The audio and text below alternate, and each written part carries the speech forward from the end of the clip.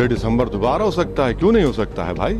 आज सब पूरा होते हुए दिख रहा है कि व्यास जी के तहखाने में नियमित पूजा पाठ शुरू हो चुका। ज्ञानवापी में आधी रात पूजा हुई और योगी आदित्यनाथ ने सीधा फोर्स उतार दी, ब्लैक कमांडोज को खड़ा कर दिया। वहीं मुस्लिम पक्ष ने जो किया आज वो भी आपको देखना चाहिए। उन्होंने आधी रात जब पूजा हो रही थी, जब क्या कदम उठाया वो आज मैं आपको दिखाऊंगा। तो चलिए शुरू करते हैं। नमस्कार, स्वागत है आपका एडवांस इंडिया पर। मैं हूं नवीन चौहान। रामलला विराजमान हो गए। 22 तारीख ऐतिहासिक थी और उसके बाद हर किसी के जहन में बस एक ही बात थी कि काशी मथुरा बाकी है। और अब काशी के लिए बड़ा फैसला आया। कोर्ट ने पूजा का अधिकार दिया।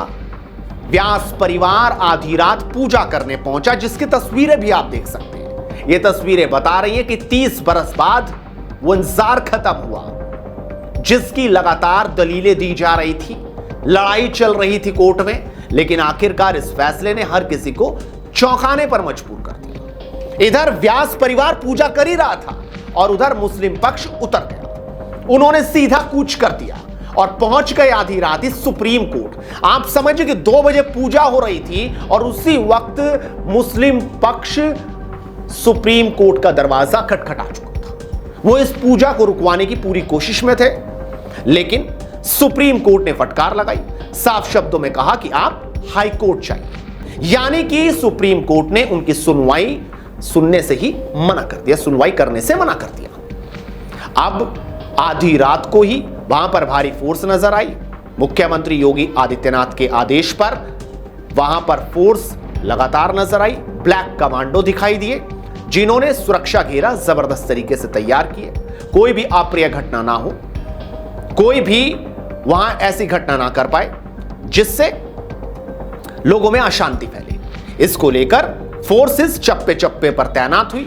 आधी रात श्रद्धालुओं की भी भीड़ नजर आई। हर हर महादेव का नारा नजर आया और जो नंदी इंतजार में थे वो घंटियां और शंख की आवाजों से आज निश्चित रूप से प्रसन्न जरूर होंगे।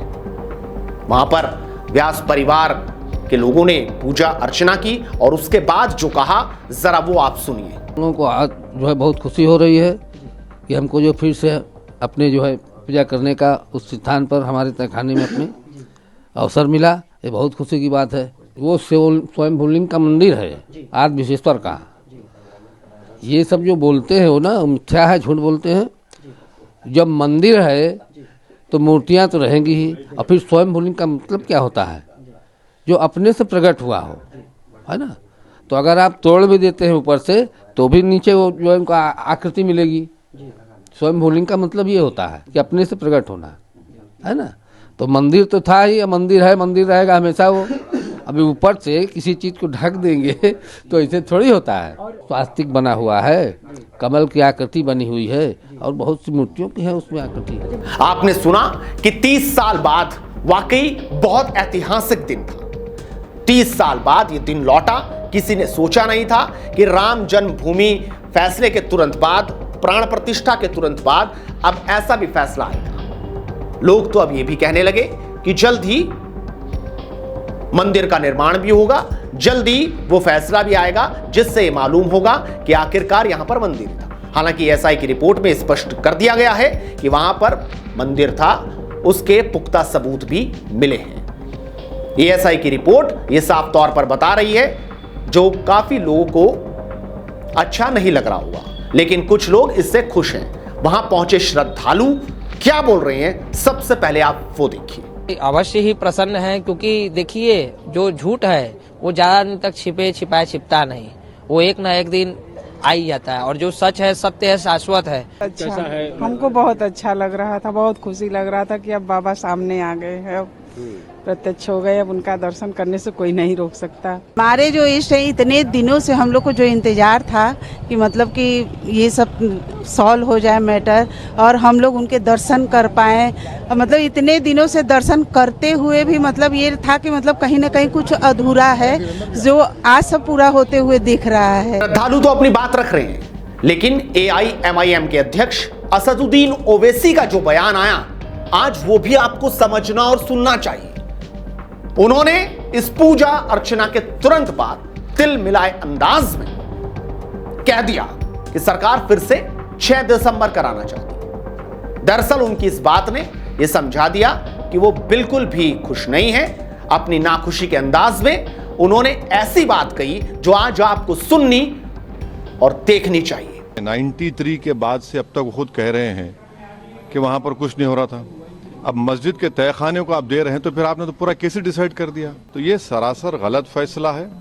और आखिरी बात यह है कि नरेंद्र मोदी की सरकार जब तक अपनी खामोशी को तोड़ेगी नहीं और साफ तौर पे कहेगी नहीं कि हम प्लेसेस ऑफ वर्शिप एक्ट के ऊपर स्टैंड बाय करते हैं, ये पूरे तनाज़े चलते रहे। और प्लेसेस ऑफ वर्शिप एक्ट का मतलब क्या है? 30 साल से कुछ नहीं हो रहा है, आप उनको 30 दिन नहीं देते। ये चीजें हैं। हाँ, 6 दिसंबर दोबारा हो सकता है इस देश में। 6 दिसंबर दोबारा हो सकता है, क्यों नहीं हो सकता है भाई?